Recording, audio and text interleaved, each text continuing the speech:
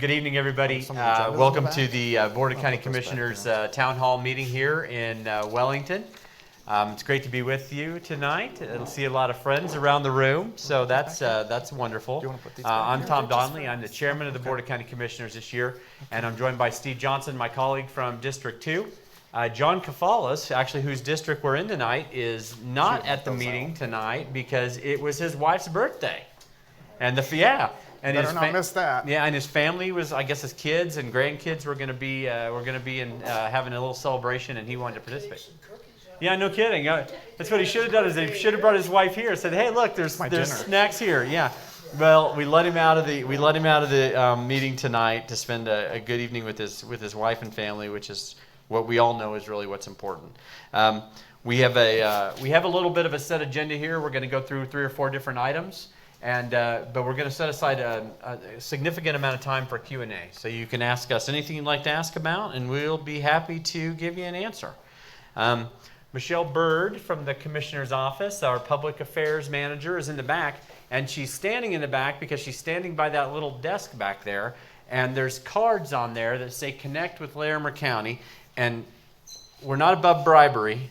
So if you will fill out one of these little cards with your name and your email address, we'll put you on our email distribution list. And how often do we send people email? Once a month. Once a month. You can get a nice email from Larimer County, find out what we're up to, what we're trying to do to you. Keep tabs on us.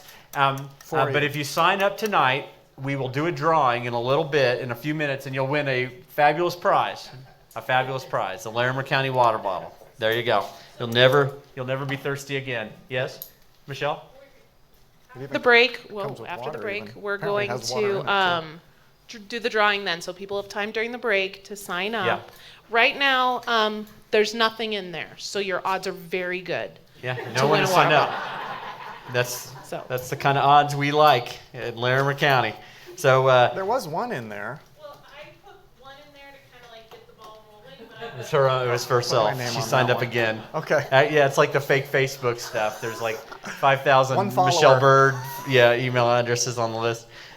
So we've got a few items we're going to talk about. We welcome questions, obviously, on each of those items as we go. Don't hesitate if you have a question to just raise your hand and let us know. And then we did, as I mentioned, we set aside some time at the end of this of our formal presentations to talk about whatever's on anyone's mind. And I know that people have issues on their mind. No one usually shows up just to tell us we're doing a good job. You're here because you want to, maybe there's something on your mind, and we'd be happy to talk about that with you.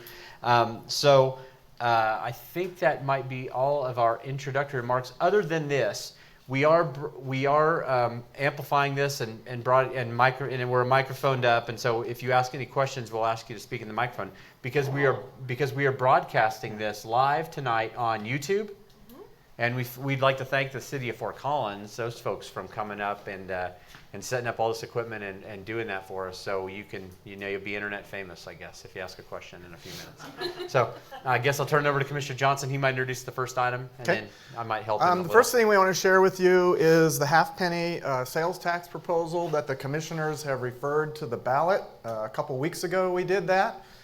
And one of the most common things we hear when we talk to folks throughout the county is a concern about, will the quality of life of the county be maintained as the county grows in population? We're a very popular place to live. A lot of people are moving here. The state demographer tells us by 2050, which is only 31 years away, our population in Larimer County will increase by 55%. So that's 150,000 more people here in the next 30 years. That's equivalent to an entire new Fort Collins, a city of Fort Collins size of that, plopped into the borders of Larimer County. So that presents some long-range challenges for us in the areas of transportation and the ability to have the proper facilities to deliver services throughout the county. So we have been engaging for the last couple of years in a very long-range planning effort to look at what will the transportation improvements needed to be to handle that so that we don't have congestion and increasing delays that we otherwise would have, and what type of county facilities will be necessary to provide the kind of services that our citizens want and deserve. So those two master plans have been in the works. We've been meeting for a year and a half with our municipal partners on transportation improvements, finding regional projects. Interesting, what we've found, which you guys probably know more than any other group we talk to, is that in the city of Fort Collins, 50% of the residents of Fort Collins drive out of the city to work in a different municipality or even in Denver. In Loveland, 75% of the Loveland residents leave Loveland to go to Fort Collins or Greeley or Denver to work. So that places a lot of additional traffic on the regional road system, the county roads and the state highways that connect the different communities. And we've worked extensively to identify, I think, about 40 regional projects that we know will need improvements over that 30-year period of time. Otherwise, we will have significant delays. And CDOT, the Colorado Department of Transportation, actually has a very sophisticated modeling program on traffic time and delays. And they've modeled 6 of our regional roads, and they look at the current delays, traffic delays, time that you're sitting there not moving or just in very slow traffic. And they have indicated by, is it 2045. By 2045, delays will increase about 5 to 6 times on those 6 projects according to their modeling. We have sophisticated modeling to do that. So we've identified about 40 regional projects, prioritized them. There is one here in Wellington area as well. I'm not sure exactly what it is. Commissioner Donnelly might know, but they're all over the county. And so of the half-penny sales tax proposal, it's for a 20-year period of time. If the voters think this is a wise investment, it's 50% of that, I believe, will go to transportation. 15 to 20% of that will be earmarked for transit projects, and that's not just in city limits. There's been a lot of interest expressed in communities such as yours as to have some kind of transit option to get to Fort Collins or to get from Berthoud to Fort Collins, et cetera. So all of those are on the table. The other 35% is to fund the county's facility master plan. And facilities sounds boring. It sounds like we're just building a bunch of buildings, but it actually affects public policy quite significantly. And I'll give you one example. We built an alternative sentencing unit in Larimer County probably about 6 years ago, I think, with money that we had saved up, reserves. And that allows our judges to sentence folks to alternative sentencing options. That relieves the need to expand the jail and provide expensive jail beds. The other thing it does is give sentencing options that might be more appropriate for some types of offenders. So one of the programs in our alternative sentencing building is a work enders program where an offender who can go to their work job, their workplace during the day and come back to the facility at night, and that counts as their stay, their sentence. Obviously that's for nonviolent offenders and only for appropriate offenders, but if we didn't have the facility, we wouldn't be able to have that policy option. So facilities are more than just buildings, they're actually policy things. We have identified several things that we're very concerned about. One is our Veterans Office in Larimer County. The number of veterans in Larimer County has increased significantly in recent years, and the issues our veterans face are very complex. And we believe that our veterans deserve an adequate place where they can visit with our Veterans Service Office employees, discuss their medical needs and their issues, and get help for the benefits that they they deserve. There's a couple other facility options in there, but I think those are probably the main highlights of the proposal. It will be on the November ballot. It's a 1/2 cent sales tax proposal for a 20-year period of time. Tom, do you know the Wellington project? I looked at the list last week. Wellington's priority project is the interchange, the Highway 1 and I-25 interchange. You know that we've dealt with this and tried to figure out some options for the last 10 years, frankly. So much of the housing is built on the east side of the interstate, and the schools and the parks and all the restaurants and everything are mostly on the west side. And so it was not unusual, a few years ago to have kids running across the interstate to come across to go to the playground of the school. It was scary, unbelievable. And so we did kind of do a little underpass because of the Box Elder Stormwater Project. We were able to put a sidewalk under one of those box culverts under the interstate, but it's pretty far south. So the interchange is not. I came through it this evening on the way up here, and it does have quite a volume of traffic, but it also doesn't have any kind of pedestrian access, of any type. And so I think that's what the town has expressed to us as their number one priority. And obviously we didn't make this up. We didn't tell anyone what their priority should be. We listened to the communities, and we had representatives from every one of the cities and towns in the county that sat on that advisory policy council and the technical council. And Miles Baker from Windsor's here. He's one of the town trustees, and he was actually on the policy body that looked at these recommendations. And I'll just say this. I mean, I know this is a pretty conservative group. And I come to Wellington. I know that, and I have a reputation of being a pretty conservative guy myself. But I'm just going to say this. There's probably nothing you can do that will have a bigger impact on the future livability, not only our quality of life, but also our economy, compared to what this really represents as far as regionally significant transportation projects. Hang on one second, and I'll take a question. As Steve mentioned, we looked at the modeling from the North Front Range MPO. We looked at 6 main corridors: I-25, Highway 287, U.S. Highway 34 that's in the main street of Loveland there, U.S. Highway 402, which is on the south side of Loveland, State Highway 14 on the north end of Fort Collins, and then County Road 17 between Loveland and Fort Collins. In Fort Collins they call it Shields, and in Loveland, where I'm from, we call it Taft, so Shaft. So those 6 corridors. And if nothing is done, the amount of time you will spend sitting in traffic by 2045 will increase by 673%. That's unbelievable. So about a year ago, Steve and myself and Lou Gator at the time met with some large employers and business leaders in Larimer County, people that employ hundreds and hundreds of people. And not one person there who was sitting at that dinner or lunch with us said taxes were too high. No one said regulations were too extreme for them to expand their businesses. Every single one of them said the biggest issue we're facing is being able to get our people to work. And we see that more and more, obviously, if you ever go to Fort Collins or Loveland especially. But one thing Steve didn't say is absolutely correct about the numbers of commuters. About 50% of the people in Fort Collins leave every day for work. 75% of the people in Loveland, including myself, leave every day for work. In Wellington, it's like 95% of the people have to leave town for work. And so our economy is really regional. We recognize that. Wellington is really one of the places where a lot of young families can actually afford to buy a home and live here. And so we know that there's through the commuting patterns that people have to leave town for their jobs and to make their living.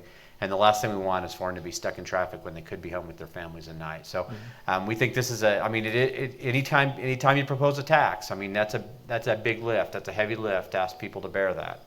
But we've really tried to look at this and tried to get the maximum bang for the buck. And, we talk about those 6 major projects. 5 of them are on U.S. or state highways, right? And so what do you think the chances of CDOT or the federal government coming to the rescue and easing congestion up here? Probably not very likely. And so we're in this on our own, and we're going to have to find some solutions on our own. And so that's part of what went into this development of this plan. And we think it's a good solid plan, not without cost, but we think it's a good solid plan to really look at continuing to make sure that people can live here at a high quality. And one thing I didn't mention, and you might want to talk about this better than I am, but the first $10 million of the proposal is earmarked to widen I-25. Yeah.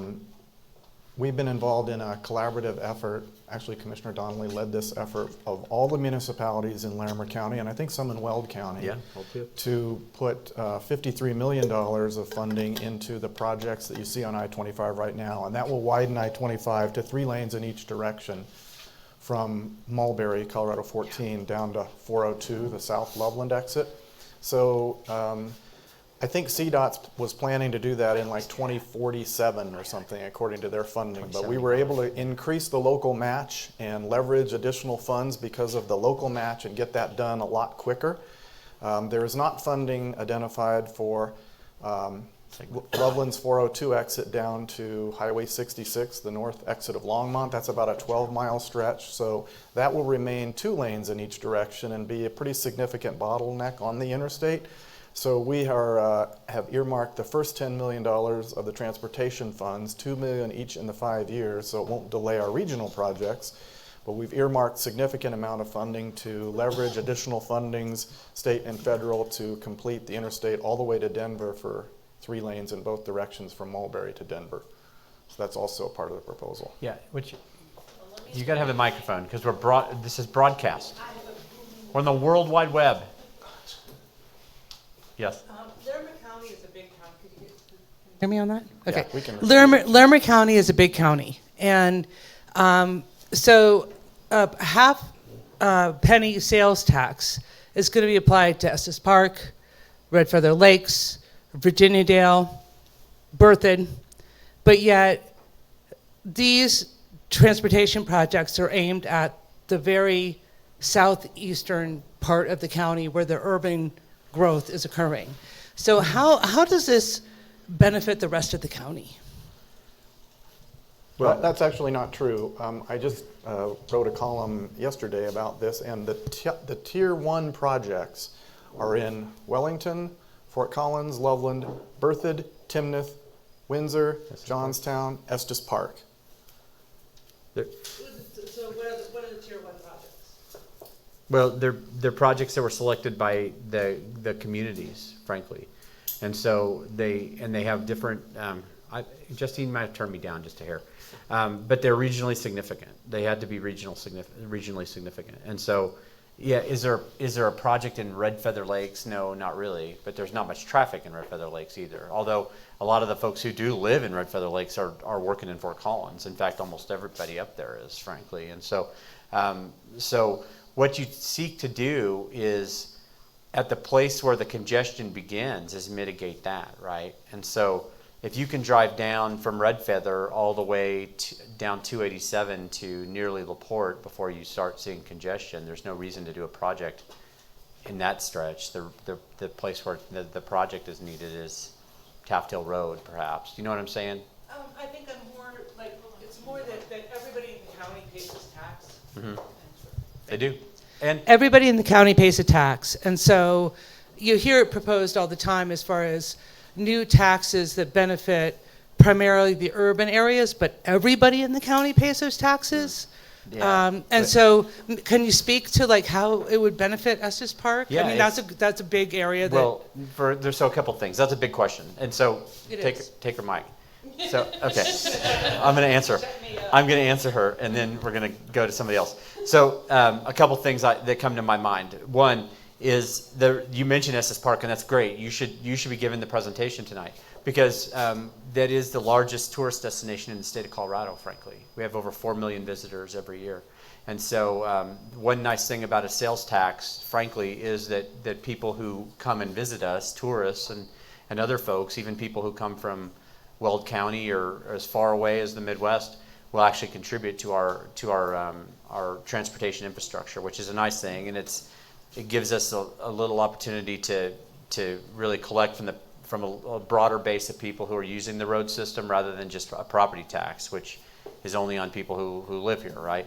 And so Larimer County will exempt food for home use. We exempt prescription drugs, medicines, so that we try to make sure that we're not unnecessarily impacting seniors and some of those who are the most vulnerable in our communities.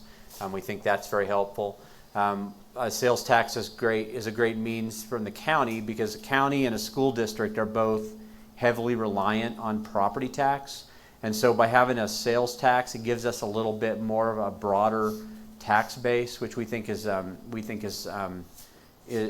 good in the long term as far as if we have some kind of economic hiccup on the road. Maybe we have more stable funding sources if we don't have all of our eggs in one basket. So that's really the nexus behind the idea of a sales tax. And I'll just say this. I'm very proud of this board's fiscal record, and I want to talk about, and I'll tell you about it. I'm sure you've heard me talk before, so you've probably heard it 7 times. But I'm going to say it again anyway. This Board of County Commissioners, when Steve and I came into office in 2008, the board had about $6 million in general fund reserves, our discretionary rainy day reserves. That number right now sits at over $30 million. And that's following the High Park fire and the 2013 floods, where we had over $100 million in infrastructure damage just in the floods alone. We paid for flood recovery out of reserves. Boulder County, if you lived in Boulder County right now, and I know none of us want to, you'd still be, I know, I'm looking at you, you'd still be paying sales tax to fund flood recovery. So this board's fiscal record, I think, is one of extreme responsibility. This Board of Commissioners did something I've never heard of another elected body ever doing, and we did it twice. We ended 2 sales taxes early. One 6 months early, one 3 years early, putting literally tens of millions of dollars back into taxpayers' pockets. We have given, again, I think we're the only board I've ever heard of, elected body in Larimer County at least, I've ever heard of that has given a property tax credit back to taxpayers. We did that in 2016, we did that in 2018, and we're preparing to do it again in 2020.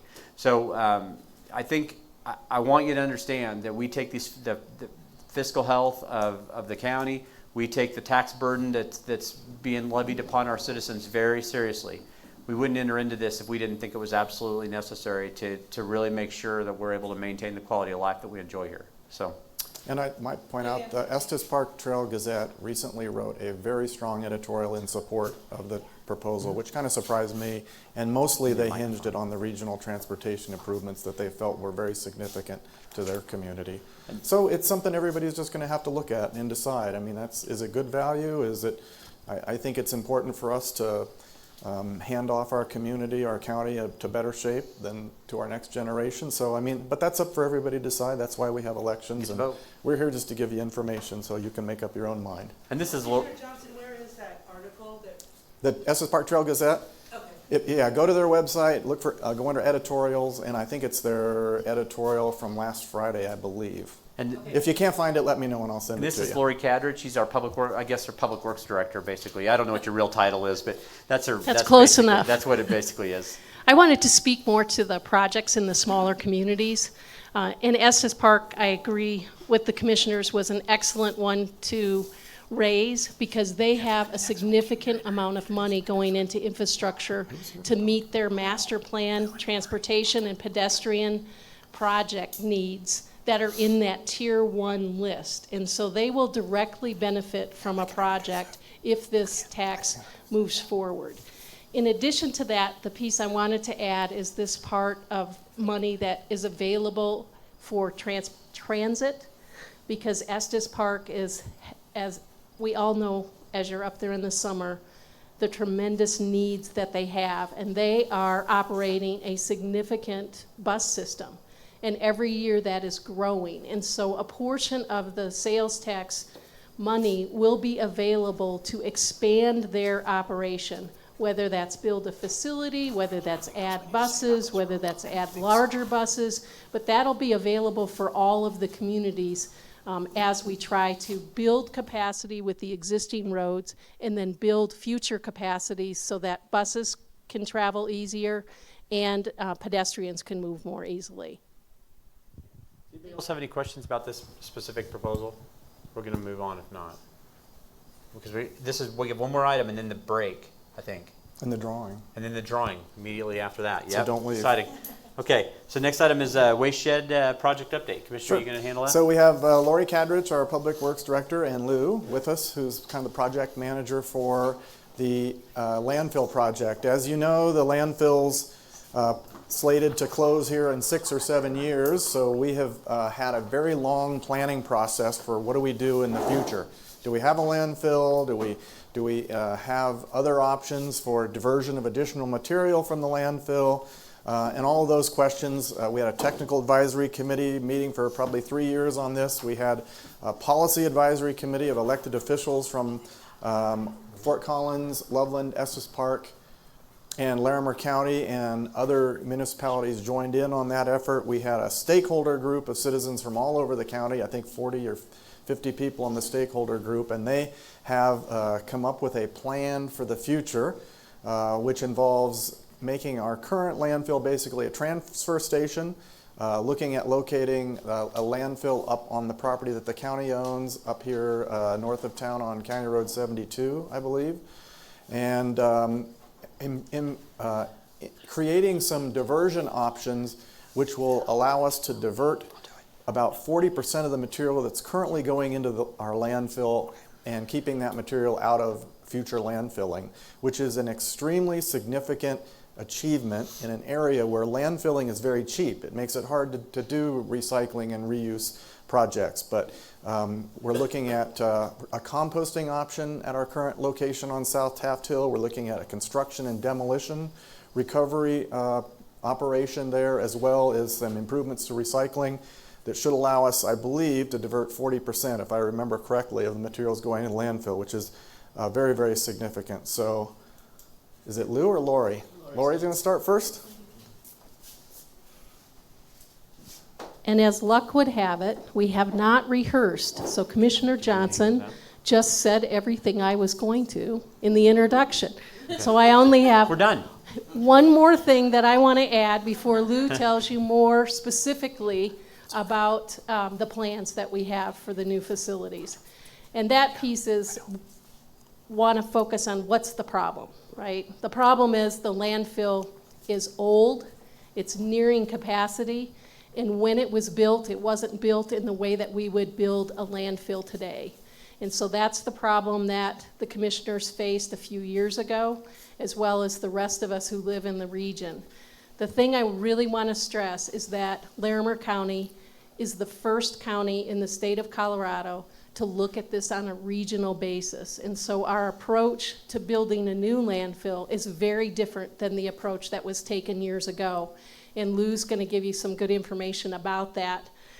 Ironically, the work that the Board of County Commissioners as well as the other municipal leaders have done already has led to an award, a national award, for the planning and the approach taken to keep things out of the landfill as well as to operate the landfill correctly in the future. And so I applied for this position in part because of the work that's happening in the waste shed, because it's going to be a model for what happens across the nation when communities work together to do the best that they can to keep things out of the landfill and then operate the landfill in the way that it should be done.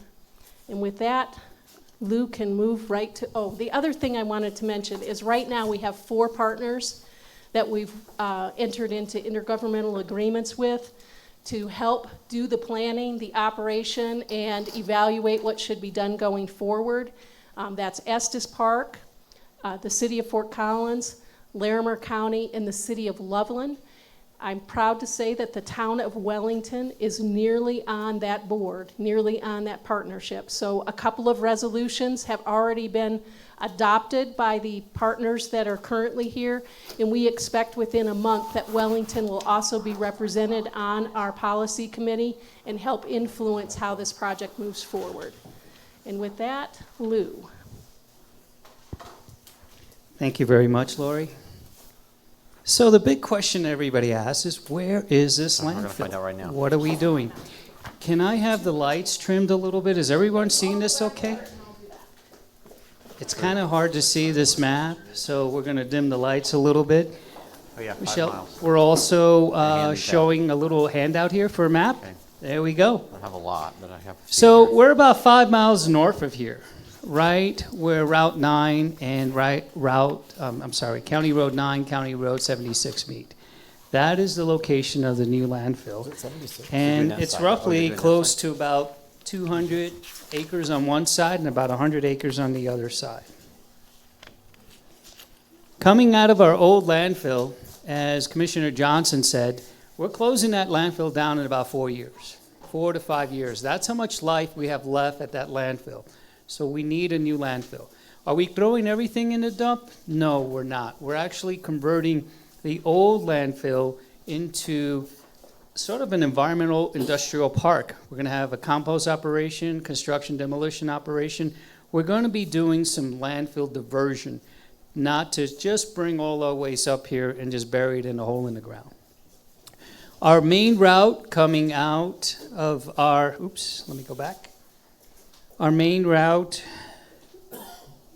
coming out, let me use this little pen here. We'll be coming out of our old landfill, coming up I-25. We'll get off at Owl Canyon, and then we'll head north on 9 right to our new landfill. That'll be our main truck route for the big vehicles. And you're not going to have small little route trucks coming up here. We're actually going to have a transfer station. And in a transfer station, the stuff from the trucks gets loaded into big trucks. So you have bigger vehicles, 100 cubic yard walking floor trailers coming up here to this site.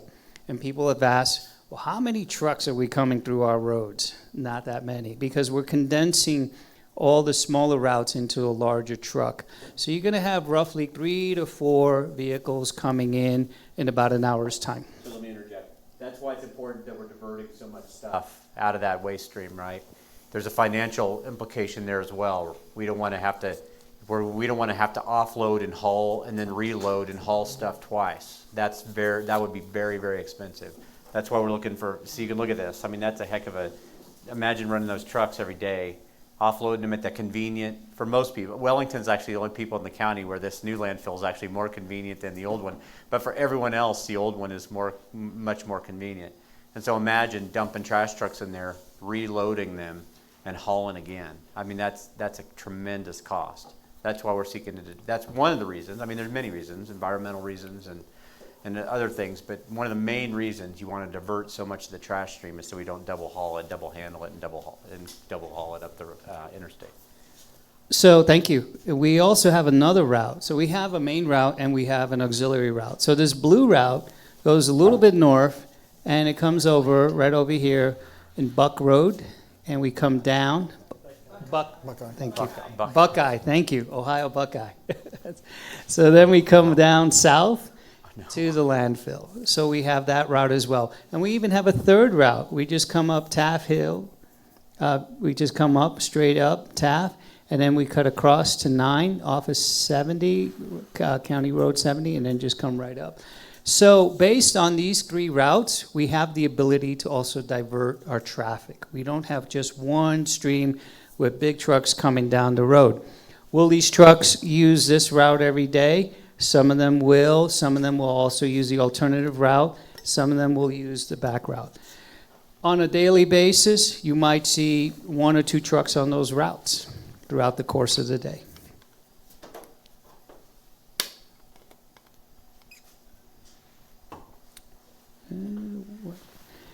Here's another view of where the trucks are going to go, the route trucks are going to go in reference to where they're going to go to our landfill above and where they're going to come down to, hold on, let me get this. So right around here, we have what we call kind of the Mason-Dixon line. Sorry, am I standing in the way? Yeah, go on the other side. There you go. There we go. Sorry about that. So right around here is kind of the cutoff line. If the route trucks are north of this intersection, right around here, they're going to come straight to the landfill. Most of the Fort Collins area is right down here. All that traffic is going to go to our transfer station, and there we're going to transfer it into the big trucks. So we do have a cutoff point, so we don't divert all the traffic up here, and we're trying to keep as much of the traffic off the road as possible. I got to switch gears here.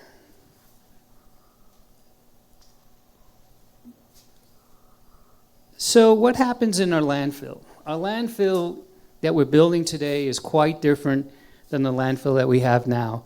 A lot of these newer landfills are subject to what's called a Subtitle D ordinance. Subtitle D is a federal law that passed into the 70s and the 80s. And that demands that landfills must have groundwater controlling system. So we cannot leachate water into the aquifers below.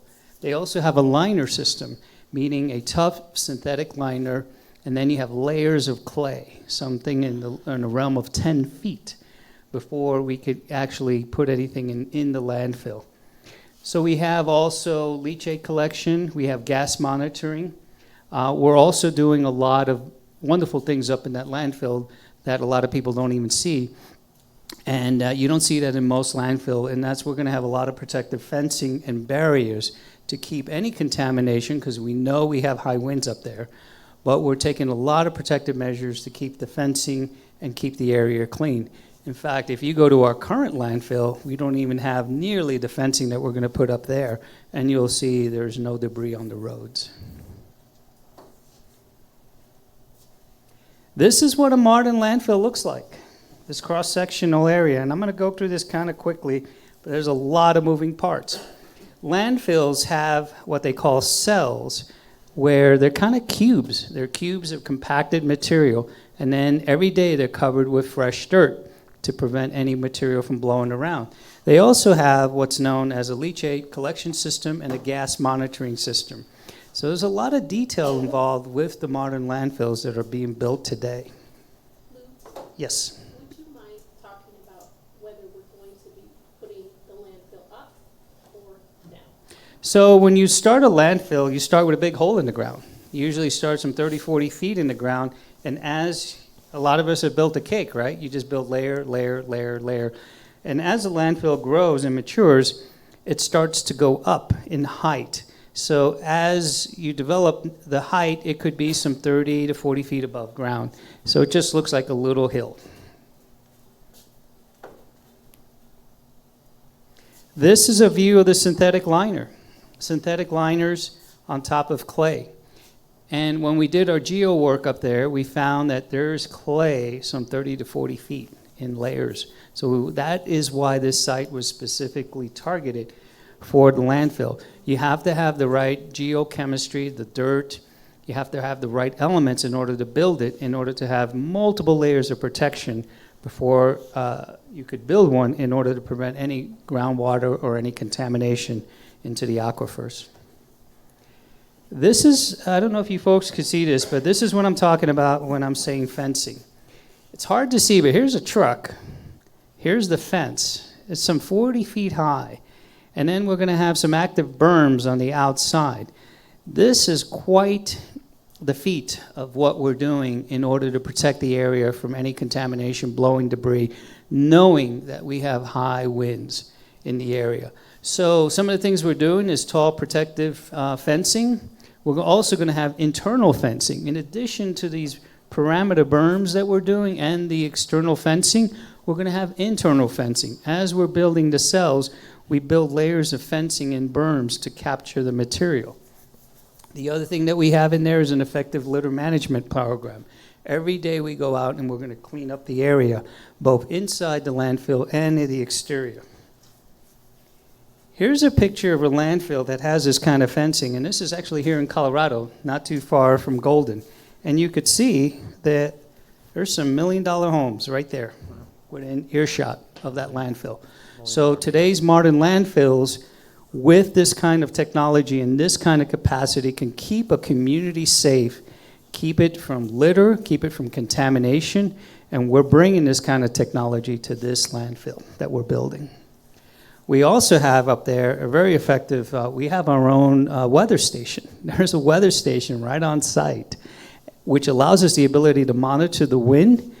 In fact, I was with the landfill manager just the other day, and we're looking at graphs. We're looking at daily wind patterns to see not only the direction, but the flow, so we know exactly how to govern our plans of action. Again, back to a little bit to the cleanup.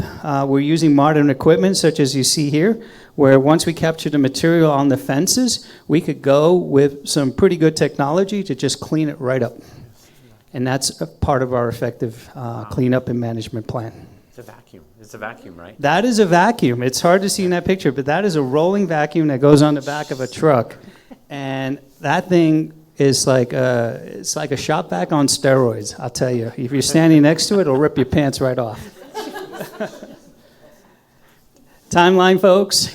As Lori mentioned, we have multiple projects, and I'm the project director. That's why they brought me on, to handle some of this stuff.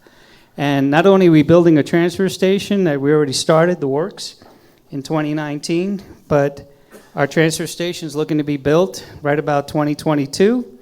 Our landfill, we already started the work as far as the siting, all the engineering work. We've hired top-notch consultants to help us with our permit aspect. These are big projects. They take multiple years, but we want to do them right. So by 2023, we envision our landfill being active, ready to go. We're also doing our compost operation from 2019 up to 2021. We're also doing looking at a construction and demolition project for reduction of the materials. And we're also looking at the integration of composting, not only doing yard waste, but also food waste as part of our program. This alone, we're spending over $40 million. And this is money that the commissioners have said we've done a wonderful job of keeping that in reserve. This is not costing the taxpayers a penny. This is something that the community and the county already has in their bank. And that's all I have. I'm keeping it very brief. We do have some printouts, some handouts on the location for you, and I will be available to answer any questions. Yeah, Richard.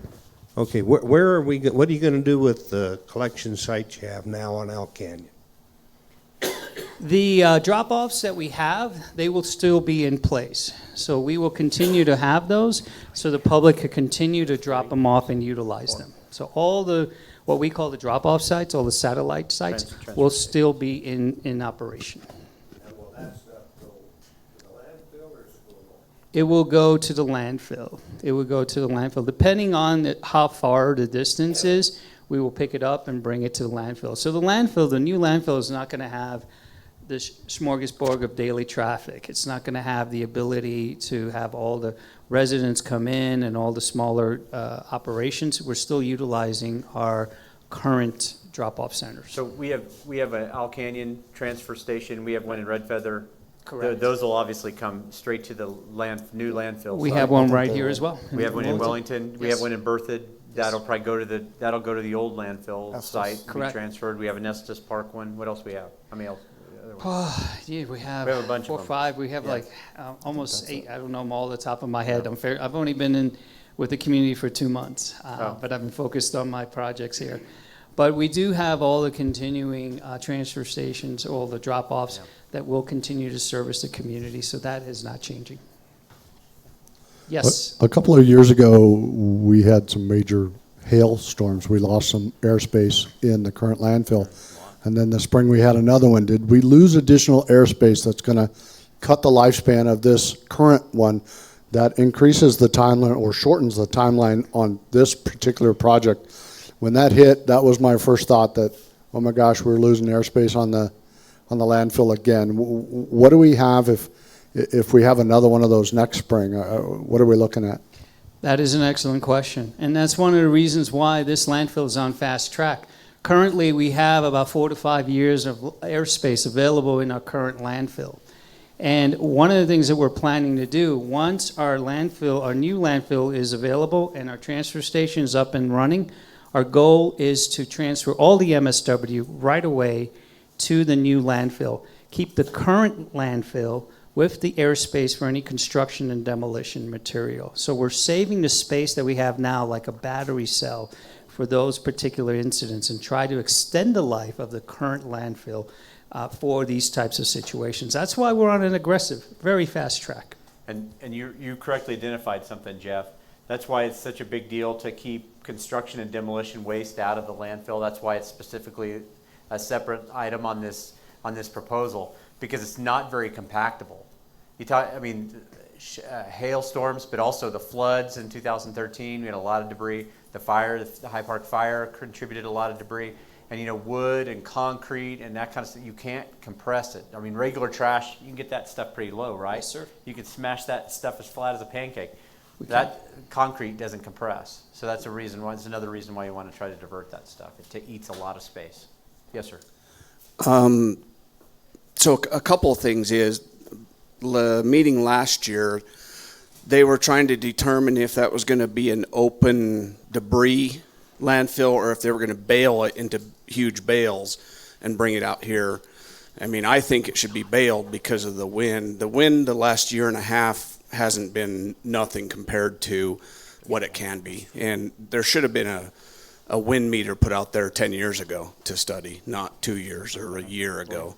And then also, so has that been determined of what kind of landfill it's going to be? Are they going to bale it, or is it going to be just open pit type of deal and smash it down? And then also, what about the high tension electrical lines? Are they going to have to be moved? So I'll take the last question first. The high tension electrical lines will not be moved. Those, we're actually going to be built around them. We're actually going to leave that. If you look at the site, there's 2 hemispheres, one on the east and one on the west, with the electrical lines just going right in the middle. As far as the bale fill, that was a study that was done and it was looked at for those intensive operations. When we looked at it in more detail, we realized that if the winds are blowing that high, even if we have a bale fill, we're not going to be out there anyway. So the landfill is going to be closed. What we decided to do, what made more sense, because when we did a study, we looked at the baler. It would require a building with 2 balers. Well, that's going to cost $19 million. And we said, when we looked at this project and said, we got $40 million to work with. We want to do all this other things instead of building a bale fill. The alternative plan that we came up with is to expand the current transfer station with, instead of 1 day holding capacity, 3 days holding capacity. So if the winds are blowing that hard, where the trucks can't even go down the road, we are going to hold on to all the material and not even bring it up here.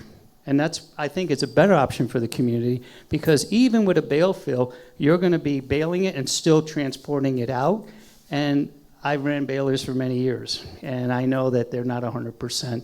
And you're still going to get debris because you have to carry them out through the roads and get them up here. So we looked at that. We did a study.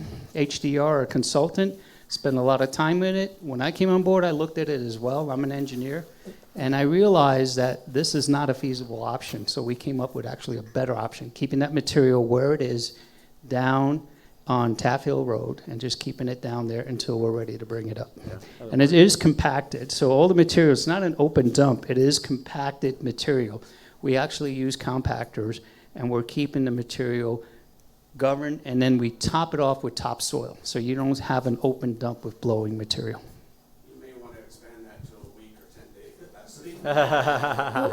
That's the good news, is that we do have some additional places for storage. And so one of the things that I learned from Lou when we talked about this, the bale station versus the current trucks, is the weight doesn't change. So even if you bale the trash, you still can't haul more in one truck. It's the same volume. We don't gain anything in the new landfill by using the baling system compared to the compacted trash that we have already. And so as we looked at that $19 million price tag, as well as the repairs that are oftentimes needed for these balers, we really believe that there's better value for the county and for the region in going to this system. All the loads, transfer of the trash will be covered. And so it's not like we're going to have compacted loads of trash without being covered. Yes, did that answer your question, sir? Thank you. Yes, ma'am. Okay, so I have a couple questions, and one of which is, how much of the construction refuse can be recycled as opposed just to compacted? Seems like there'd be a lot of wood and cement and things like that that could be recycled. And also, what do you mean by airspace? And why would a hailstorm affect the landfill? So I'll answer the last one. So construction and demolition material You ought to run for office, man. You only answer the questions you want. You're good at the game. It took me years to figure this out. Construction and demolition material has what's called a bulk density, meaning the mass and space that it takes, probably about 180 pounds a cubic yard. Municipal solid waste has a density, a bulk density, about 500 pounds a cubic yard. That means for every yard of material that you put in there, you're going to get more tonnage or more pounds in a space with MSW in comparison to construction demolition material. It takes up a lot of volume, as the commissioner pointed out. That said, construction demolition material is something that we want to target because we know it will take up a lot of space that we could use for other materials. Therefore, we want to target that kind of separation system. We're actually looking and talking to some companies right now in developing this operation of how can we separate the construction demolition material. The technology's out there. The big problem that we're having is markets. There's no markets for shingles. There's very limited markets for drywall because of the gypsum. Plenty of markets for wood. So there's a variation of what we can separate. In fact, this year, we're actually looking at developing a pilot project with a company. We're actually in studies right now to try to do this, to further the market development of these materials. And this is something that we're looking at internally because we don't want to put in a facility and have no markets for these materials. It's like the field of dreams. So we are taking a very progressive approach and want to get into the market development. Now, I don't know if you know a lot of this, but there was a recent tax that was just passed where the landfills are being, as a surcharge, about $2.40, that is going into a fund to bring in companies. We're trying to attract companies to come in and do something with our recyclable materials. So the county can't go into the business of, hey, we're going to make shingles out of shingles, or we're going to go this out of this. No, we need private enterprise to come in and make this happen. So the state has actually put this into effect to try to attract these businesses. And we know these businesses, and we're trying to get this development and work. So just as an example, and I'll get to you in just a second. These guys are very, very creative. They want to keep tipping fees as low as possible for you, the consumer. And so we've done all kinds of different things to try to market different stuff that's created at the landfill and things that we're able to pull out and reuse. It's remarkable actually. We had a private company come in and they are mining the land, the old landfill down between Loveland and Fort Collins, and they're capturing the methane and they're injecting that into the XL Energy gas line. And so we're selling the methane from our trash as it breaks down to use as natural gas to heat homes. And so we're trying to be very creative. And so if there's a way to make money by reusing your trash, Steve Gillette will figure it out. He's not here today, but a lot of people know him. He'll figure it out. I mean, if there's a way to extract oil out of shingles, we'll find somebody who'll do it, and we'll make money on it if there's a way to do it. I promise you that. Yeah. I think your second question was about how does a storm impact the landfill cells? Is that correct? Yeah. That airspace is, when he showed the picture of the new landfill and how you could see how far down you go when you talk about a cell.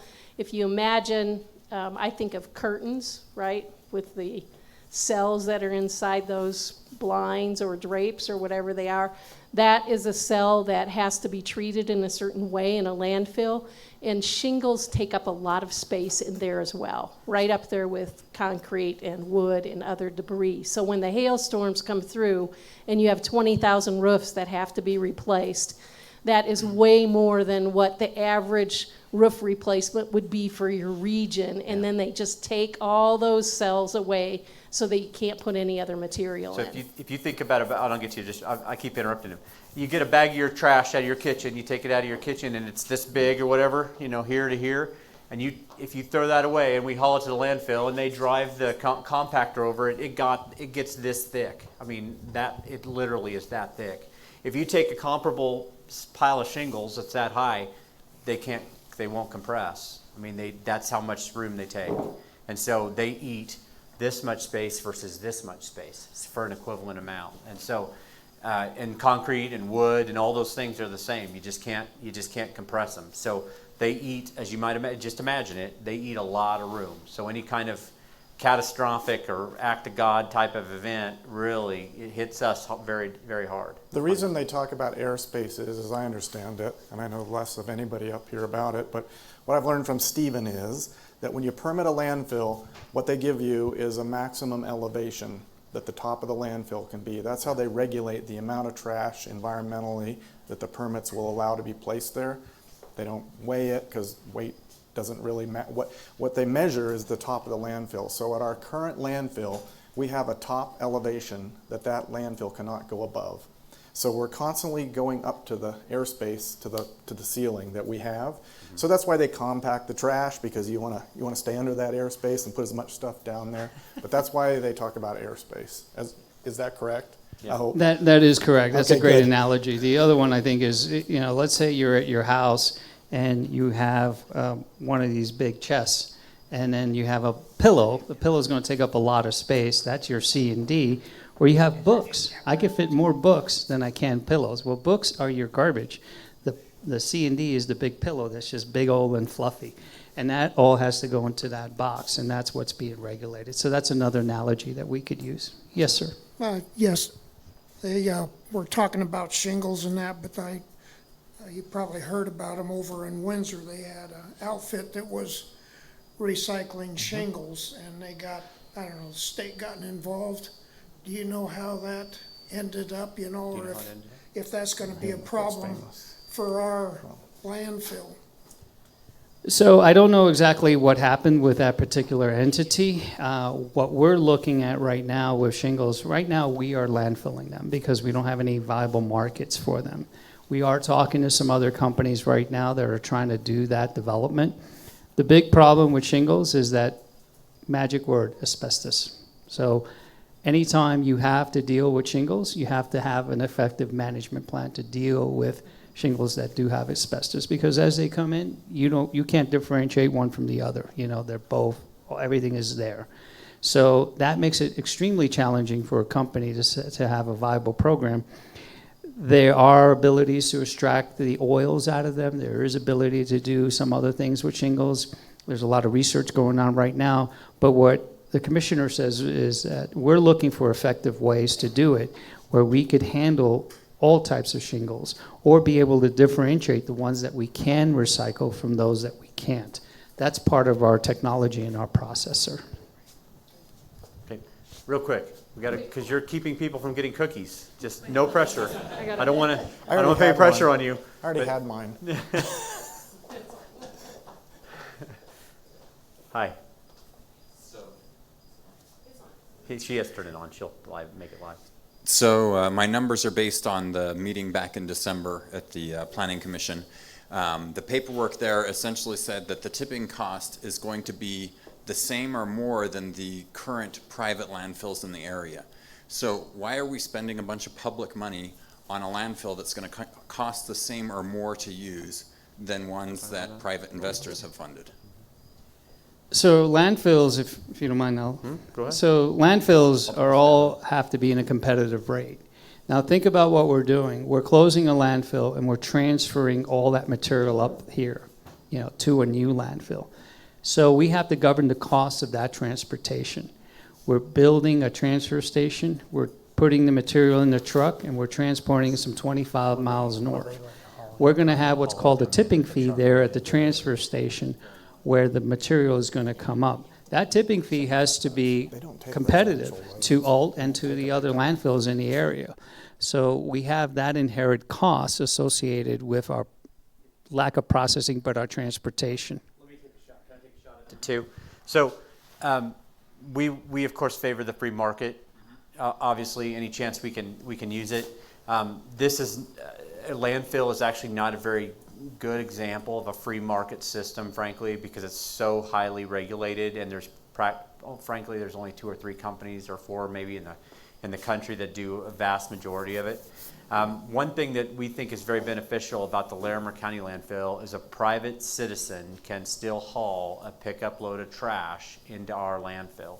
If you try to do that in Alt, I don't know. I think it's $75 or $80. That's what I've heard too. Yeah, that's what Stevens said. If you come to the Larimer County landfill, it's about 15 right now. So yeah, to double haul it, whatever 40 miles round trip further to build a line landfill, our old one isn't. Is that going to cost more to haul? Absolutely, it's going to cost more, and we are going to have to pass that on to the payers.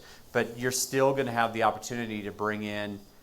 Your wife's gonna make you clean the garage, and you're gonna have to haul a pickup load of stuff, and you're gonna know where you can come. You're gonna be able to come to us to do it. But if it costs more than the private ones, nobody's gonna come there. No, it's, well, I don't think it will cost more. I mean, I We're, think we're gonna be, You gotta use the mic. You gotta use per, the mic. per ton, yeah. The county's own estimate shows it is costing the same or more than the But that's privately owned offset by the landfills. additional transportation That's costs right. that it would take to get out to Alt. If- If we if- price our landfill above Alt, no one will be there. We're not gonna do that. If I'm a trash hauler, that's exactly my point. is Exactly. it- We The will county's make the tipping estimate is fee that so it's that- going to cost more to run than the private landfills. Well, the estimate, I don't really care about the estimate. The way it's gonna work Reality. is, we are gonna have the tipping fee so that people will come to it. Otherwise, we have to. So you're gonna And- subsidize it with tax dollars? No. No, it's not We won't have subsidized at to. all with tax dollars It's now. not now and it won't be. If we don't have a public landfill and there's one private landfill, what do you think the rates are Yeah, gonna do guess when how there's much no the fees are gonna be competition? if there's no competition. Plus, with a This is the public only landfill, competition. do you think the private landfill is gonna do all of the recycling and diversion? No, because it's so cheap to bury stuff in Colorado, that's what they're gonna do. That's just cheap Yeah. for the bottom We line. won't So have any money left over to build the recycle centers when we build the landfill. I've got all the paperwork, I'll show it to you afterwards. Well, we can talk during the break. Everybody else can have cookies, but we can talk during the break. But trust me, we are the other entity in the marketplace as an option, is Larimer County. It's Waste Management and Alt, or it's Larimer County. That's the only two competitors. We actually do more to control the cost of trash collection than probably any other private sector entity anywhere. Well, Gail, real quick, and we got to go to our break, so you can win a water bottle. I was on the stakeholder group, and we talked about whether we should have a landfill or not. And we discussed the option whether a landfill at all, whatever, what if they close down? And we have a site sitting up here that is set for that. We did not want to take that option away from the county to depend on some other county to take our trash.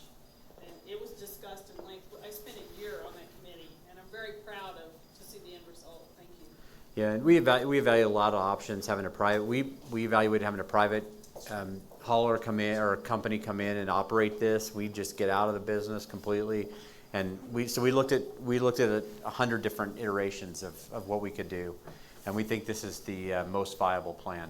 Okay, as I promised, there's cookies and lemonade and maybe some other stuff. Is there vegetables or anything? No. Nothing healthy. Heck no. This is a county. You're not going to get that. You're not getting any vegetables here. And so we're going to take like what, a 10-minute break? 10-minute break. 10-minute break. And as I mentioned, you need to go get one of those cards. If you haven't signed up, fill out the Connect with Larimer County card. It's very simple. Just your name and your email address, and throw it in the basket, and then we'll do a drawing for major prizes. Okay. We'll see y'all back in 10 minutes.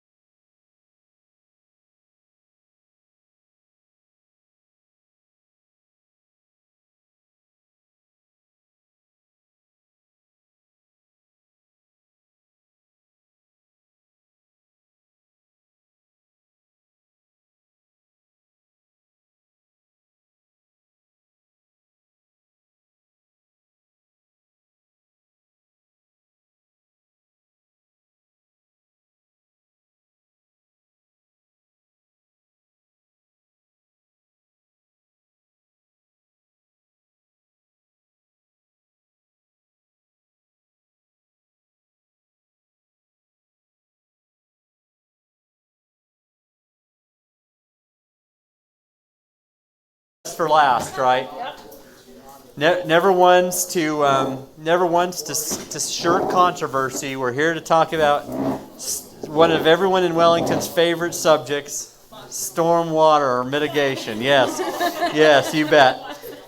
So, actually, one thing that everyone in Wellington, I think, pretty much agrees on is that those really large SCS dams just north of town had tremendous impact on mitigating storm flows that used to occur a lot in the 60s and 70s. I mean, it's pretty dangerous. I mean, you could have some really severe storm events before those dams were put in place.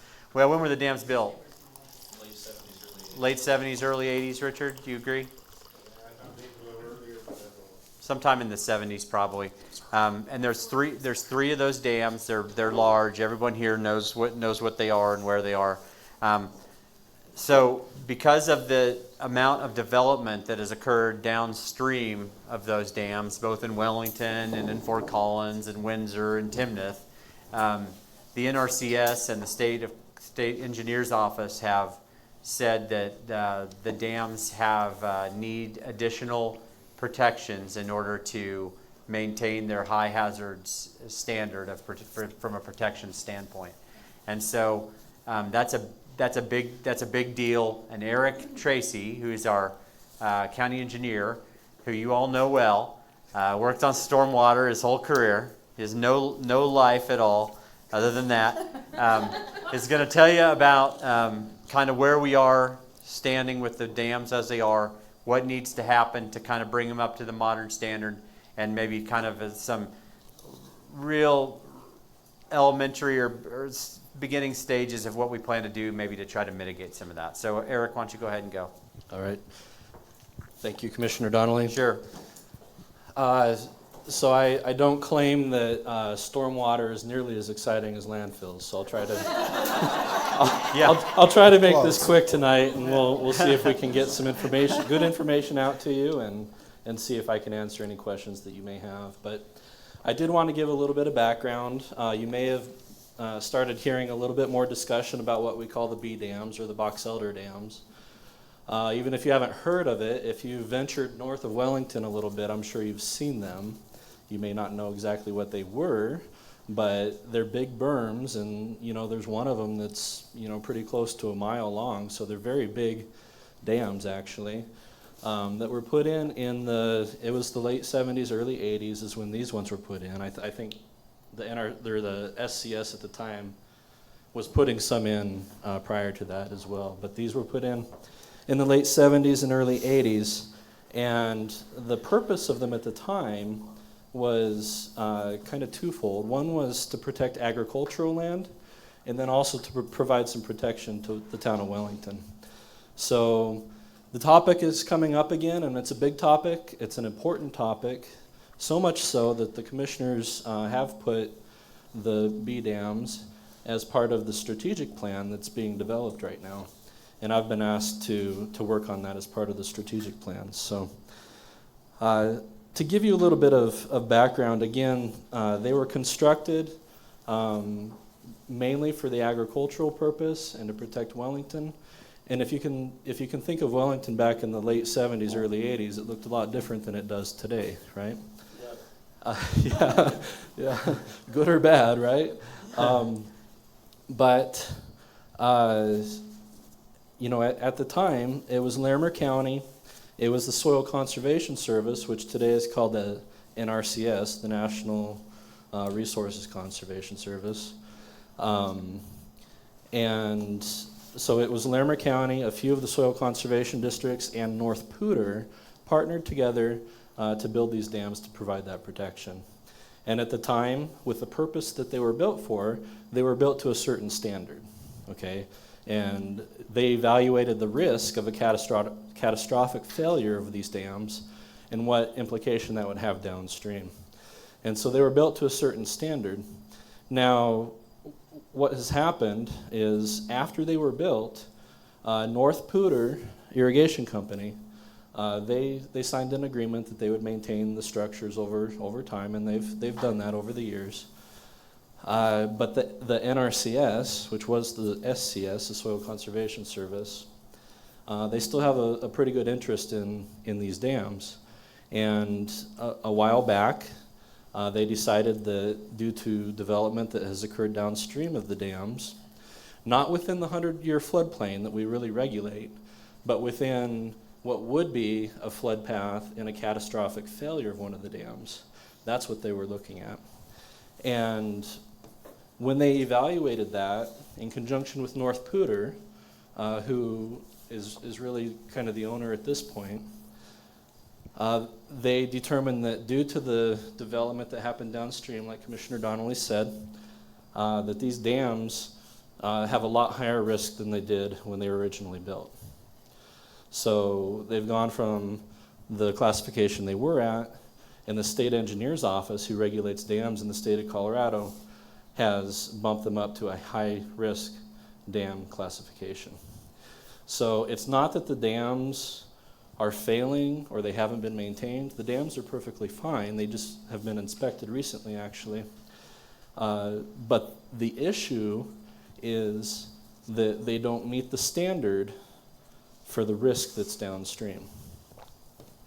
Now, when this was presented to North Pooter, there were a few options that were also presented, and North Pooter, being really the ones on the hook at the time, obviously want to go with the cheapest option. And the cheapest option for them would be to breach the dam, get rid of the dam, okay? Now, if you can imagine the impact that would have on Larimer County, the town of Wellington, clear down into Fort Collins, okay?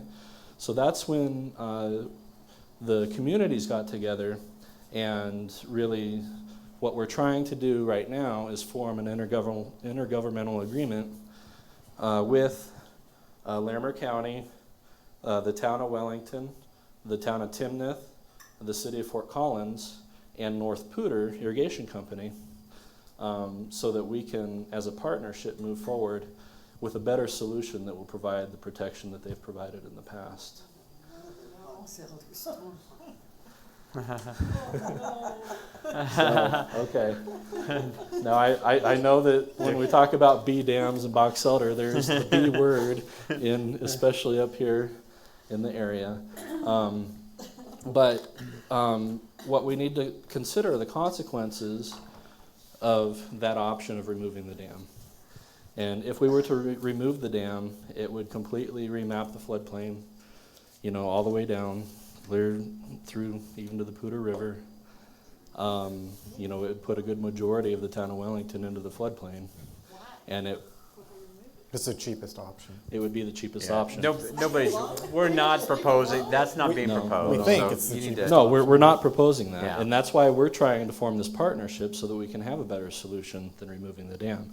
We don't want to remove the dam at all, okay? Yeah. But the state engineer's office, they regulate the dams. They say, if this dam doesn't meet the standards for the risk that's downstream, you need to improve the dam so that it does, or remove it. That makes sense. Okay. Yeah, makes sense, right? Okay. No sense. No, that doesn't make sense. Yeah. Take it out, that lets the water go. Yes. Yeah, correct. Yeah. But in the event of a catastrophic failure, if the dam were to overtop, because they weren't built to the same standard, a catastrophic failure would be catastrophic. Yeah.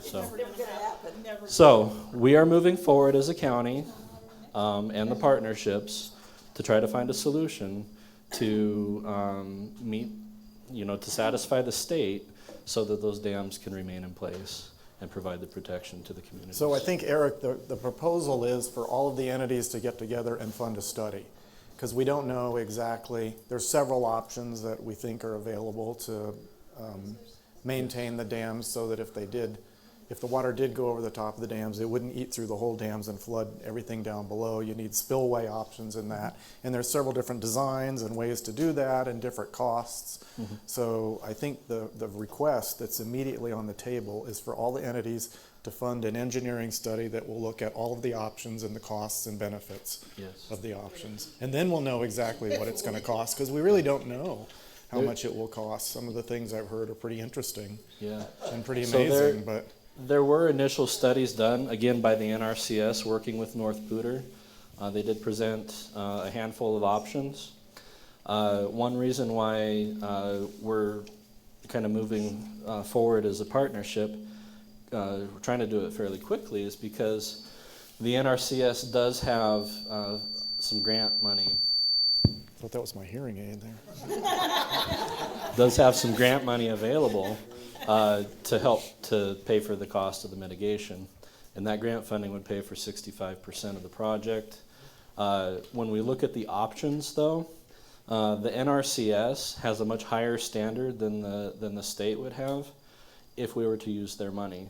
So this study is really looking to see, is it more feasible to utilize the NRCS grant funding and do the options that they would agree with, or would it be more feasible to do something different?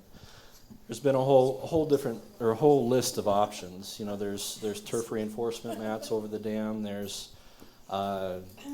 articulated concrete blocks was an option. I don't know if everybody's familiar with fuse plugs within a spillway, which is actually it's designed to essentially wash out during an overtopping event, so you don't have a catastrophic failure of the dam itself, just the fuse plug. You know, those are options that would satisfy the state, but the NRCS doesn't accept those. So the option the NRCS would like to see is that the dams be faced with roller compacted concrete, and that's what our consultants are looking at right now.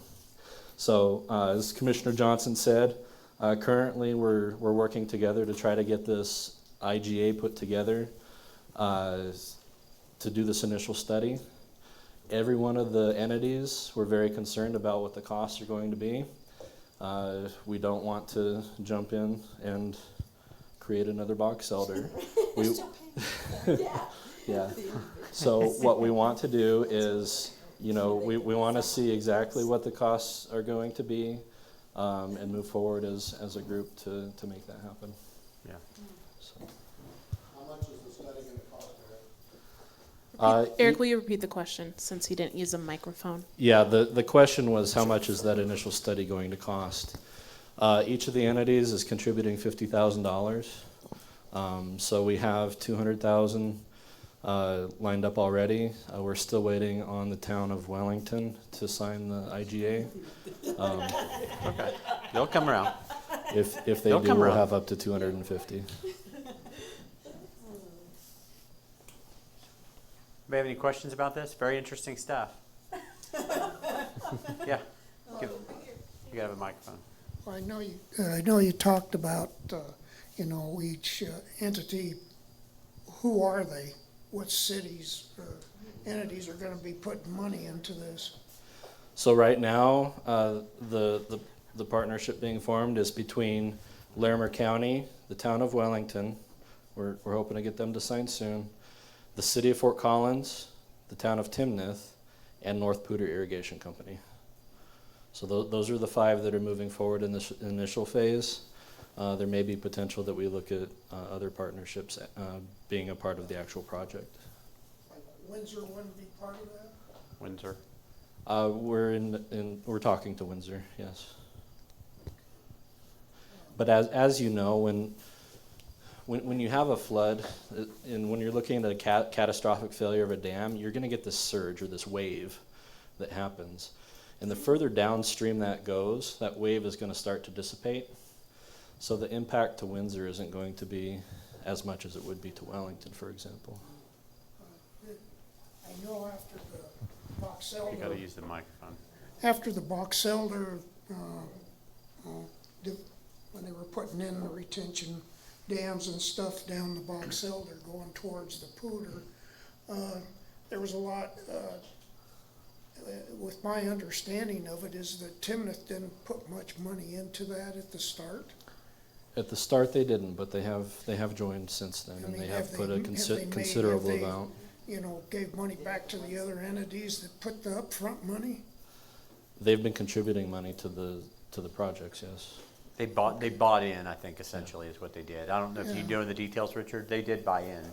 And But we didn't get any money back because Yeah, nobody's giving us it. Okay. Nobody ever gives you money back. And then, well, I don't know if this is just hearsay, but people were saying that, we put all the infrastructure up here, and then Fort Collins and Timnath reap the benefits of their land being taken out of a floodplain. So should there be some restitution sent back upstream for the amount of acre feet that we're Well, storing? I will say that one of the projects in the Box Elder project took a very big chunk of Wellington out of the floodplain. So, there's been benefit to each of the communities in Larimer County with, Weren't most road of those infrastructure. downstream from Wellington? What's that? Weren't most of those dams No. further, where were the other ones up The here? the close to very Wellington? first project that Box Elder did was to divert flood flows off of Coal Creek north of Wellington, through the irrigation canal over to Clark Reservoir. That reduced the flows through the town of Wellington and pulled the schools out of the floodplain and I don't know how many homes out of the floodplain. But weren't there some downstream that got put back in the floodstream because of that? I mean, not the one up here by Coal Creek, but the ones further down, there were places that were out of it that were put into it because of the retention. I don't know about that. But what you're talking about is not untrue. There's a tremendous amount of that ground in North Fort Collins around the Mulberry corridor that got removed from the floodplain and is now developable ground for the city of Fort Collins in the future. And that's true. That's absolutely correct. You're absolutely right. And if you would like to have a further discussion on the Box Elder stuff, I can talk to you offline. Yep. Certainly. Only in Wellington is "be damn" a 4-letter word, man. I'm telling you. Yeah. You bet. Does anybody else have any questions about this wonderfully interesting item? Yeah, yes, ma'am. What's the potential time frame for the study and making decisions on what kinds of actions to take? Okay. The agreement that we have with the consultant that's working on that is that they will have their portion of the work and study done prior to March of next year. And the reason for that fast track is because if we can get their study done in March, we know whether to apply for the NRCS grant funding or not, which is due shortly thereafter. Yeah. So NRCS will give us up to 65% of the funds, but their solutions that they want to see are very, very much more expensive. Like Eric said, a mile-long dam cased in concrete, right? Mm-hmm. That's, as you can imagine, that's very expensive. The state has a lot of less expensive options, but they don't offer the match that NRCS does. So we're going to evaluate all the different options. We're going to see what's most cost effective, what's the most feasible for us to move forward with. Well, like you said, again, we're in the very interim stages, and so we'll have some information early next year, and we'll make sure we get it out to people, right? Correct. Okay, good.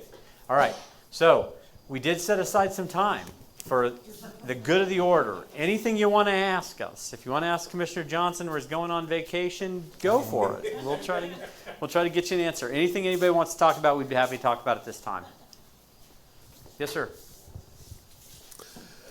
With the school district building the middle school, high school structure, are all three, the county, the state CDOT people, and the city of Wellington, working together with the school district to figure out how we're going to have a functional transportation system out of this? Michelle, you got Mike back. We're going to let Lori talk about that. Sorry. The short answer is yes. Absolutely. All three entities have been talking about it. The more difficult answer is there's no funding set aside other than what the school district has in their bond initiatives to make improvements at that intersection. And so it wasn't on the state project to be funded, it wasn't in a county project to be funded, and so we're working on what other options could we have and how could the town participate in a way that could resolve these situations.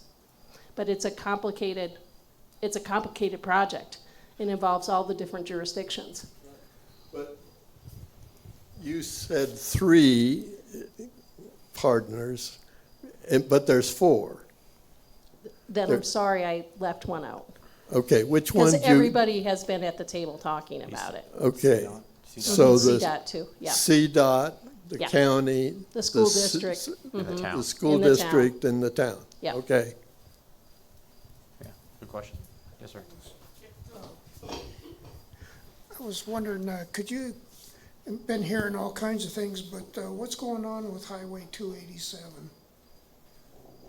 You know, I heard talk that they were gonna move I-25 into El Canyon. Yeah, that was a project came up for discussion over 14 months ago by CDOT. It had the conversation started related to the Northern project, related to the Glade Reservoir, and since we need to be rerouted, and would continue to be rerouted and connect to I-25. And then what CDOT was proposing is what's called de-evolve, which is remove 287 as a state highway through all the communities going south.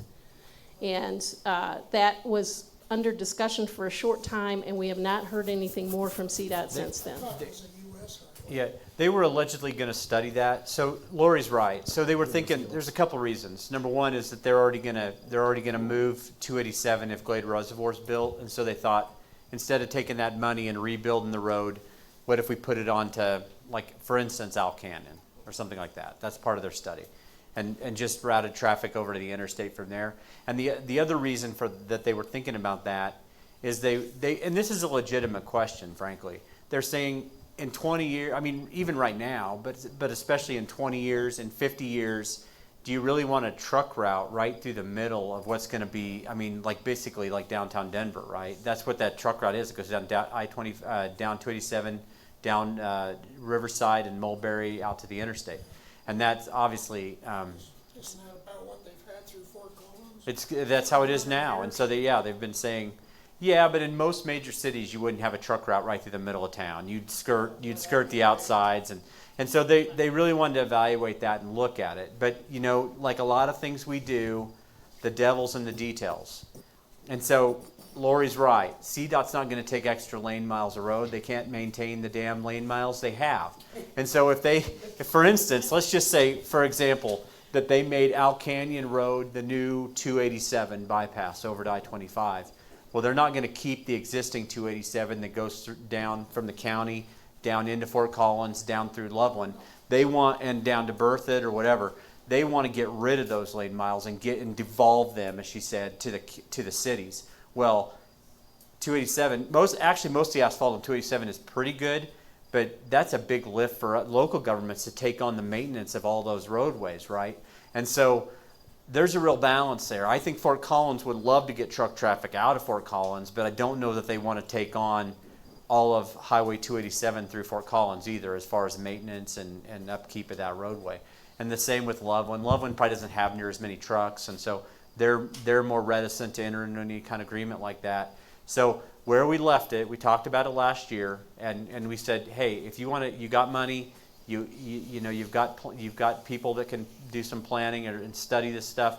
Go look at it and tell us what you think it looks like. But so that's where we sit right now. But now, aren't they already working on El Canyon? Yeah. So What's the question? Okay. So the question was, aren't you already working on Al Canyon? Or they? He said they, but he means us. We're they. I'm lucky to get out of here alive tonight. Holy sh! But yeah, we are, and that's kind of an interesting dilemma, right? Because if you did make that into a truck route, you might want to expand those bridges, and there's a number of bridges on that route. I mean, there's at least, how many are on there? You're doing 4. We're doing 4 this year. We're doing 4 bridges this year, and every place where there's a little irrigation ditch, we really got a structure. I mean, it's not necessarily a bridge like we might think of, but it's something, and so it's got to bear the weight of trucks, and it already does, frankly, quite a few. But you might have to make sure you got the width and things like that you'd have for a state highway. So yeah, that's kind of an interesting detail. But we're working on this roadway, and we're building a county road, standard road, and not a U.S. highway. And so, what we want to try to do though is, in the event that something like this did happen, our projects wouldn't just be throwaways, right? We want to make sure that we can accommodate whatever happens. That's why they're moving the power poles and stuff over. Yeah, and I haven't driven up and looked at it, but that would be why. Yeah, I mean you want to do some widening if you can, and make sure you got some right of way. for the future. So they're not really planning anything down by Berthoud then? No, we're not. Nothing. No, nothing that we would say is definite in any way. So what they talked about was north side of that corridor, vacating it and taking it down Al Canyon. South end, they were talking about maybe like 119 in Longmont and moving. And so there's I don't know what that is, 40 miles of or more of state highway that they would get rid of. It's a hell of a deal for them, right? It's 40 miles, but it's 4 lanes. I mean, it's 120 miles or 160 miles of road. I mean, it's a great deal for those guys if they could do it. The problem is that a lot of the communities probably would not want to be interested in that necessarily. Okay.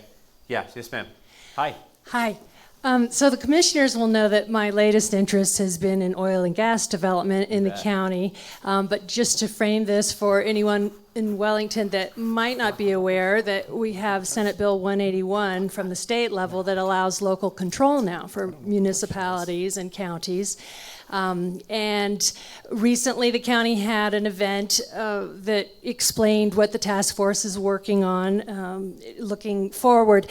And I also understand that the county has decided not to hold up on writing the regulations for oil and gas and wait until the state delivers their new regulations. The difference in the regulations being we have a whole new Colorado Oil and Gas Commission that is now prioritizing public health and safety over industry profit, and they are working very fast on those rules but won't have them done for a year. But the county is apparently very eager to roll out rules before that's done.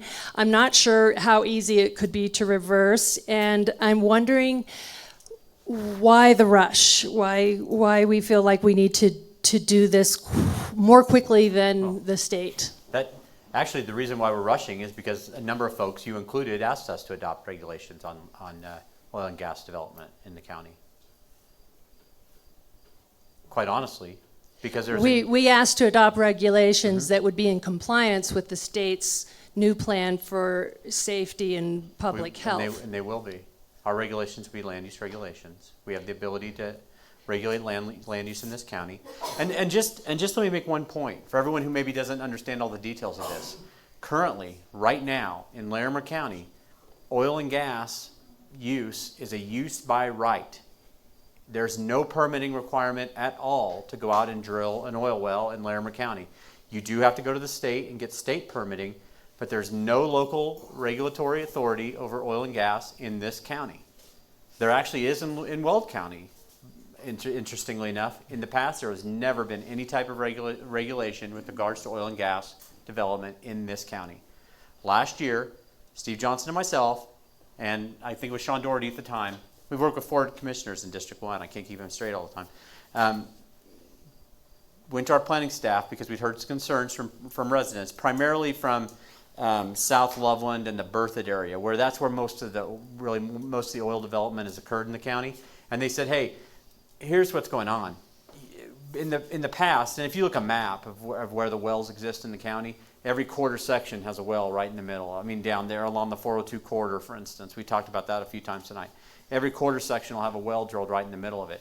Well, they go in there and they drill that really quickly, and they'd put the pump in, and then they'd pull out. But what they do now, the way they operate now, and I'm no expert on this, trust me, but they'll go in and they'll do they might do 10 different drills in one pad location. So they're there a much longer period of time. I mean, they might be there for 9 months or even, I suppose, up to a year. And some of those bigger ones that they do, that you see, might have 25 different wells that they drill.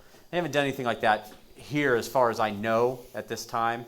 But we did have some larger well permits applications to the state that were like maybe 10 different pads on one site. And so there's going to be impacts on that. And we fully regulate other types of industrial uses, land uses in the county. Things like gravel quarries, feedlots even. Those are intensive uses that the county requires land use approval to operate. And so we said, yeah, you know it. And so we said it doesn't seem like this industry is that much different because of the way it's kind of evolved, where they're not just in and out anymore. They're there for much longer, and we want to make sure that we mitigate the impacts of it, whether that's truck routes or hours of operation or dust or odor or air quality issues of any type. We want to make sure that we have land use regulations that surround that, just like we do with the gravel quarry, for instance. And so we went to our planning department. We said we want to try to develop a process to look at this and look at putting some reasonable regulation in place. And quite honestly, I don't seek to ban oil and gas development in the county, and I believe Commissioner Johnson does as well. And so what we do seek to do is regulate it, just like we do with any other type of industrial use. And so the county said, well, we don't have any regulations. So how are we going to develop regulations? And so we asked for applicants to apply to be part of a task force. We had very prescriptive types of roles that we wanted to see fill that task force. We had people from industry, absolutely. We had surface owners who had oil and gas wells on their property. We had mineral rights holders. We had people with public health backgrounds. We had folks who are climatologists and things like that, who studied air patterns and all this stuff at CSU. And one thing we heard from you and your folks was that we didn't have anyone with a medical background. Actually, we do have a physician's assistant that currently sits on the board, but we didn't have a medical doctor. And so at the recommendation of you folks, we actually are appointing a medical doctor to serve on that task force as well. And so they're working right now to look at best practices, look at what other counties have done, look at what our real abilities are as far as regulatory powers that we might have on this type of land use, and they're going to bring recommendations to the Board of County Commissioners. And so we're going to hold a series of public hearings. We encourage anyone who wants to participate to come out and talk to the Planning Commission and to the Board of County Commissioners. Let us know what you think about the strength or the weaknesses of the regulations. And we will either adopt what this task force recommends, or we'll modify them, or who knows what we'll do. But we'll have a full public hearing process, and we're going to put in land use rules and regulations in place. That's our promise. If I could just interject, we're not really talking about a ban. I think there's a big. I never stop talking. Well, all right. Trust me, that's true. There's a big difference between a ban and rules at all. Rules that would put public health as a priority. And I understand the process is taking place, but it does feel a little bit rushed, considering that I think the result, correct me if I'm wrong, of these rules would be to put them into a 20-year land use plan for the county. So then your preference would be that we not adopt rules until we wait for the state, and we just continue with the framework we have, which is no regulation. That you would hold up on the permitting until the state gives us. We do not have a permit. I just told you, we have no regulations. It's a use by right. We wouldn't hold up any permit. There's no permit. So let me share a few things. Do you understand what I'm saying? No, I'm not trying to be harsh with you, but do you understand what I mean? You can develop a dairy farm as a use by right in this county. You don't have to get any land use approval. You know that? And so you don't come to, we can't hold up your permit to start your dairy because there's no permitting process. If you get your state permits and things like that, you go ahead and start. That's what we're talking about. Let me add a couple things. Okay. We do have a comprehensive land use plan. That is a 20-year document that is a general guideline for development for a 20-year period of time. The land use plan is not law.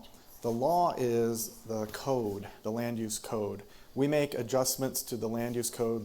That's all the time. So the code does not have to be changed once every 20 years. That's the comprehensive plan. That's a visionary document, and then a code is the details that implement that land use plan. So from my perspective, I don't think there's any danger in us adopting regulations before the state does, because for several reasons. One, we don't have any regulations now. So any regulations would be more protective of the public interest in my mind than none at all. Secondly, is we cannot be more lenient than any rules that the state adopts. So if we set X as a regulation and the state said, no, it should be more than that, our regulation has to comply with the state. My understanding of the Senate bill is that we cannot reduce the state regulations. We can go above the state regulations. So if we had a regulation that the state did more of, we would not be circumventing or short-circuiting the state. In that case, we would need to update our ordinance to reflect the state. Or it could be that there's an area that the state doesn't regulate that we regulate in our land use code. And like truck routing, for instance. They probably like we talked about that we talked about that about the landfill. I mean, it'll be the same with, and the state won't regulate that to the extent that the county will. You know, for instance, what? Okay. So. Okay, one last piece All right, on really this. quick. How would the county feel if any of the cities, well, I know Berthoud, for instance, does have a suspension right now. Does the county have a position if Fort Collins would go back to the 3 years ago, the voters put in a suspension of permitting in Fort Collins city limits? No, what's going to happen? That wouldn't affect us because in this arena, many things that the county does, we do inside city limits as well. Health regulations, all of that apply within the cities. But in the land use arena, we have no jurisdiction inside town or municipal boundaries. So we don't tell the cities what to do. We shouldn't. They can do their own, and we do. Our jurisdiction is the unincorporated area. Yeah. So just think about the dairy farm again as an example. Windsor isn't going to permit a dairy farm in the middle of town either. So we do have. Setbacks? We have. Well, it might not in the city. Well, it doesn't in the county. A dairy farm doesn't have any setbacks in the county, frankly, none. That's what makes it a little different. Right. Well, I don't. Yeah, exactly. But you still have to meet the state standards. That's what I think. That was Steve's point. You have to meet the state standards. Whatever those regulations are. Yeah, and those include setbacks. Our regulations are meant to be supplemental to the state permitting requirements. You don't alleviate anyone or remove any of the state obligations just because the county has regulations also. It actually enhances the regulatory framework. Okay, anything else? Yeah, Richard. Oh, right there. At a Wellington meeting. Hold on. I might have turned it off. Oh. There you go. That was by accident totally. At a Wellington meeting, Commissioner Kafalas said it was all about safety. What is? This task force. For the kids, man. Which personally, I don't think landowners got enough say on that task force, but it is the way it is.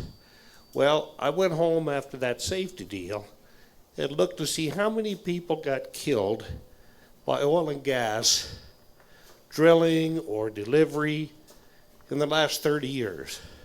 According to Google, in Larimer County, it's 0. But if you look at tubing on the Poudre River, it's over 50. So why are you not trying to monitor that a little bit better and stop that? Because do 50 lives not matter to Larimer County? They all matter. Every life matters. All lives matter. All human life is very precious. We agree. I think that was a rhetorical question. I think it was too. It's just, oh gosh. But I will say that the task force will make recommendations. I suspect they'll come up with a menu of options. We will conduct public hearings. We will hear from a lot of citizens that weren't on the task force. We may take some of those. We may take a few of them. We may take more of them. I don't know. But they don't get to make the decision. All they do is do some background research and present some options to the commissioners. And we listen to all the citizens of Larimer County. We don't make them all happy, but we listen to all of them. So maybe just 1 second. So if we just step back from kind of that emotional aspect of oil and gas, we did a very similar thing. It used to be a horse boarding facility had to go through special review.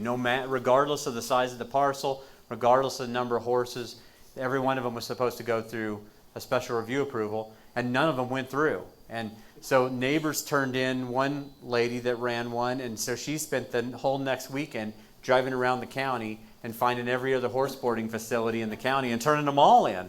So they all would have had to go through special review or shut down. And so we appointed a task force in that instance as well to develop some really I think they worked for over a year and a half actually. And it was it's a tremendous economic driver for our local economy, frankly, as agriculture and horses particularly. And they brought out some recommendations that were good and were the basis for the regulations we adopted, but we did not carte blanche adopt the recommendations of that task force. We and it's too complicated to explain, but we did something more like a scalable system. I'm hurrying. Which had to do with like the size of your parcel, and then you could have so many horses, and as you got bigger, you could have more. It was real common sense, frankly. But we didn't adopt the carte blanche, the recommendation of the task force. We went through a full public process. We had a lot of little kids come and talk about their 4-H horse, and it was great. So I think we got. I just want to bring up the point that health and safety means a lot more than just death. We have had a very high increase, a kind of a surprising increase in the number of people who have developed asthma since they've been here. Children with asthma. Our air quality, although it looks beautiful, is not good. We have failed the EPA. This EPA, we have failed the standards of air quality. Yeah. And some of the contributions to that have to do with oil and gas. Ask your question. Okay. Yeah, and oil and gas is an impact of that. So take the microphone. That's it. And so I'll talk. So hey, for the last decade, just let me do real briefly, and we're not talking politics. We're not talking politics, but I'll just say this, and this is good news. Hopefully it'll make you happy. I've sat on the North Front Range Metropolitan Planning Organization for the last over a decade, frankly. My hair was black when I started, just to give you an indication of how long I've been in there. And that's the lead air quality planning agency for this region of Colorado. What are you shaking your head for? You don't even know what I'm going to say yet. No, I'm talking. So I will tell you this: we are actually in violation of the EPA threshold for ozone. It's the only part of the Clean Air Act that we are currently in violation of. It's ozone. All the other components were actually particulates and things like that. We're in compliance. We are not in. And so whose EPA we're actually out of compliance with is the Obama standard that was implemented. We actually have just met the Bush White House standard, which was 65 parts per billion. Am I saying that right, Doctor? And 75 was Bush, and 70 is Obama. Yeah, and the Obama standard is 70. And so in the last decade here, I'm just going to tell you, so we're out of compliance with ozone. In the last decade, we've seen nearly a 20% reduction. And you know this. This is true. If I'm misstating it, tell me. Say it. We've seen nearly a 20% reduction in ozone in our ozone non-attainment area, which is kind of this big section of urbanized Colorado, including northern Colorado, the Denver metro area. During that same time, we've seen population increase of approximately 20%, and we've seen a doubling in the number of oil wells. So even though population has grown dramatically, the number of people driving has increased dramatically, and the number of oil wells has increased dramatically, ozone levels have actually fallen. They have. I'm not lying. I'm not going to make this up. We're out of compliance. I'll be the first to admit it. That was the first thing I said. We're out of compliance, but we have made significant impacts to ozone levels in this region. And 2 weeks ago at the MPO meeting, no less than the executive director of the State Regional Air Quality Council came and made a statement that in 4 years he believes we actually will be in ozone attainment in all of Colorado, in all of our non-attainment area, in only 4 years. So that's tremendous good news. I mean, certainly more will need to be done to do that, and so no one's saying we should stop doing any kind of mitigation efforts that we could do, but much has been done. And so my point is only this: a lot of very good people at the local level, public health departments, and the state have really picked up and done yeoman's work on this effort to try to help mitigate these impacts of ozone. And so I want to make sure that folks know that we have done tremendous good work, and that work continues. No, what do you want to talk about?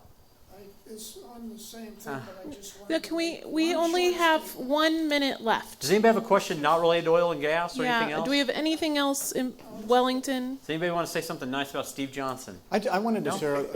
So when we look at land use regulations, we do look at health effects, fatalities, we do look at illness, but we also look at protecting people's property values, because a use next to a property can affect that property's value. So certainly there is safety, there is health issues, but we also look at the effect on neighboring properties as part of property values. Compatibility. Because our code says that we're not to approve something that has a detrimental effect on a neighboring property value. So property rights work both directions, actually. Absolutely. So there were many things you could have done with your evening tonight. The fact that you chose to come down to the Leaper Center and spend several hours of it with us, I mean it from the bottom of my heart. It truly does mean the world to us. Thanks everyone for coming out. It was great to see you. we'll stick around if you want to talk about anything that we talked about tonight for a few minutes. Great to see everyone have a great evening and a nice, safe trip home. Thanks for coming out. Yep.